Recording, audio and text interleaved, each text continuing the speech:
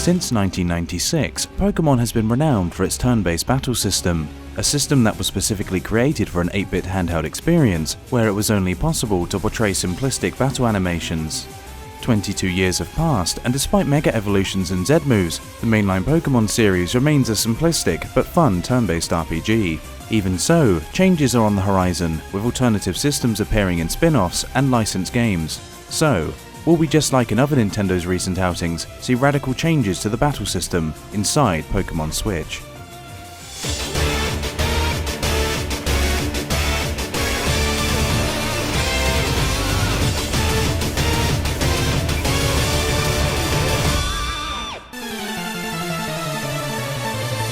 Hello everyone, and welcome to another episode of Inside Pokemon Switch. Today we will look closer at the turn-based battle system in recent Pokemon games and different ways these can evolve or change for the first mainline HD home console title in the entire series. So, let's not waste any more time and get straight into it. First and foremost, before we get too carried away, we just want to highlight one important detail.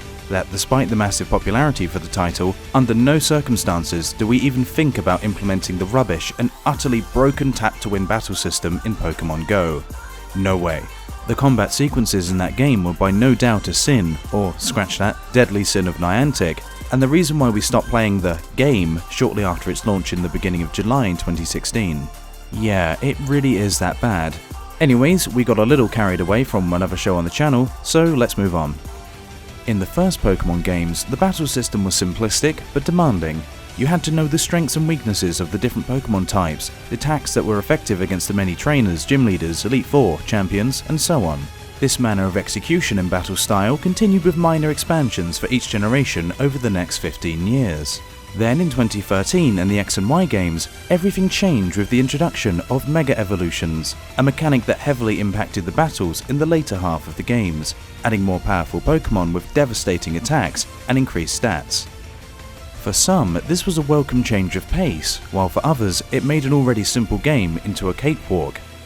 A long time had passed since the struggles against Blue, Red and Cynthia. Nevertheless, even Mega Evolutions would not stay for the 7th generation and be replaced with Z moves in Sun and Moon and Ultra Sun and Moon.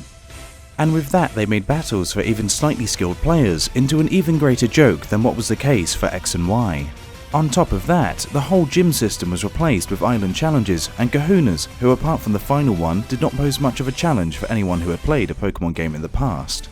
So, where does this leave us for Pokemon Switch? Well, it is rather obvious that there is a need for a revamp when the series takes the leap to the home console, but what should stay and what should go?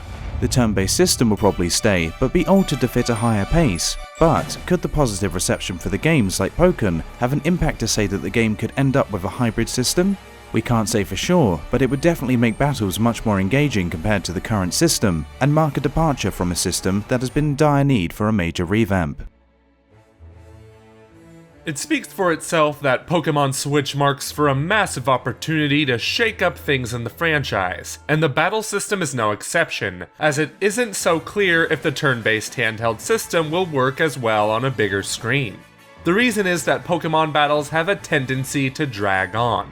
As such, rumors regarding the battle system have been flooding the internet, claiming a number of features when it comes to combat in the game. Take for instance the alleged report by PokeJungle that sources tied to the project know that the battle system for Pokemon Switch will be similar to the one found in the Digimon games. You may wonder what kind of system that could possibly be, seeing as Digimon used to be Pokemon's greatest rival. Well, in layman's terms, the game has a real-time battle system that takes place in a 3D setting. Here, each individual player selects different attack and defense moves via a menu. If this turns out to be true, then Pokemon Switch is about to go through a battle revolution.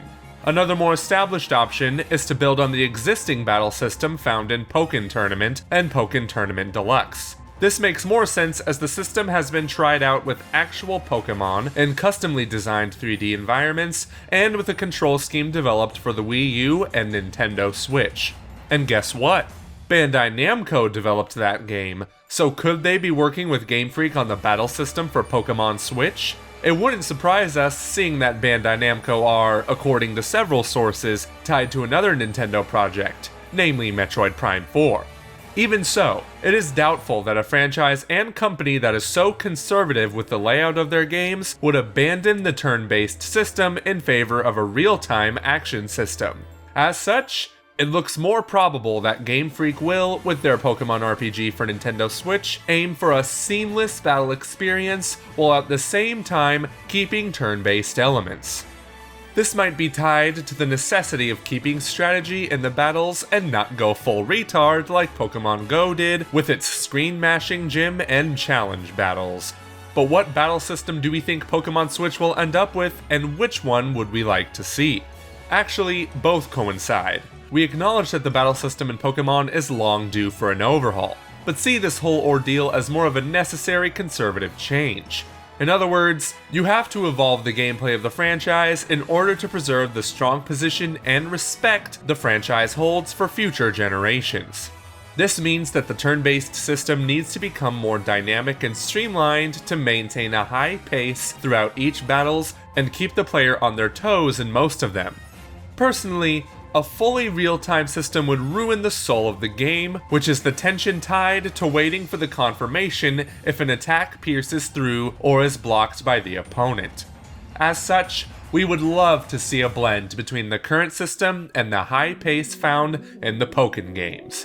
And speaking from personal experience, Pokemon was a series I have had trouble getting into, which is why I serve as a narrator for this series and not a writer. However, I decided to finally bite the bullet last year and buy Pokemon Moon. Unfortunately, I couldn't find the interest to continue playing it. Not to say I can't see why people enjoy Pokemon, it just wasn't for me. I believe what really didn't do it for me was the turn-based combat.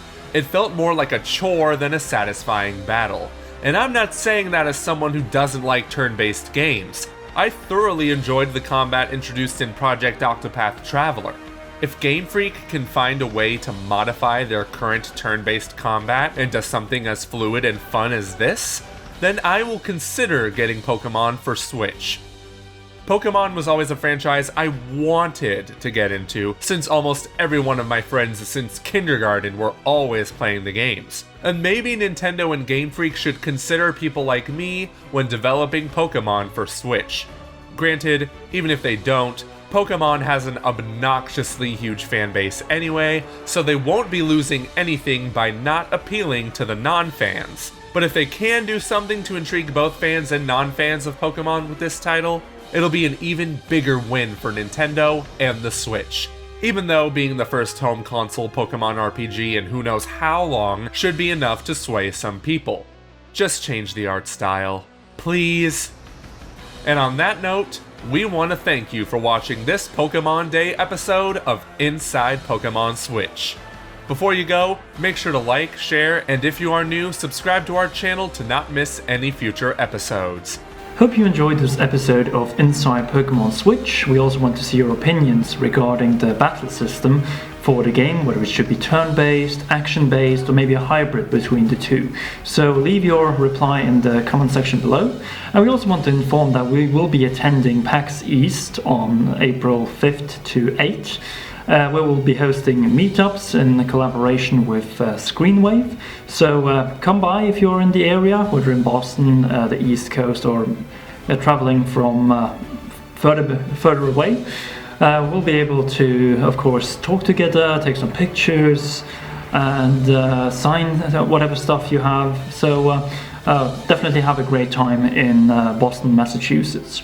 We also wanted to inform that later this week we will host a Nintendo Switch anniversary weekend where we'll be uploading special Nintendo Switch videos. Those are a little bit secret for the time being, but I can at least reveal that we'll have a new episode of Inside Metroid Prime 4 coming this Thursday. Joseph is working heavily on that one. We also are able now to inform that all Patreon pins for our $5 and up patrons have now been sent out and should be arriving to you very, very soon.